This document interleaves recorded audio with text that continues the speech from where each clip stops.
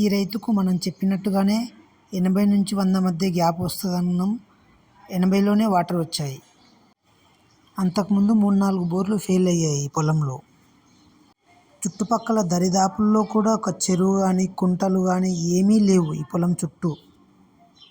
బోర్లు ఎండిపోయిన ఈ కాలంలో కూడా 1.5 ఇంచు వరకు మన సర్వే ద్వారా నీళ్ళు ఇవ్వడం జరిగింది. కాబట్టి ఖచ్చితమైన గ్యాప్ల కోసము సైన్స్ ద్వారా బోర్ ప్యాన్ చెక్ చేసుకొని బోర్ వేసుకోండి. డబ్బులు వేస్ట్ చేసుకోకండి. మీ పొలంలో మేజర్ గ్యాప్ వెతికి ఇస్తాం కాబట్టి సైంటిఫిక్ పద్ధతిని నమ్మి బోర్ వేసుకోండి. పాయింట్ మంచిగా ఉంటేనే వేసుకోమని చెప్తాం, లేకపోతే వేసుకోవద్దని కూడా చెప్తాం.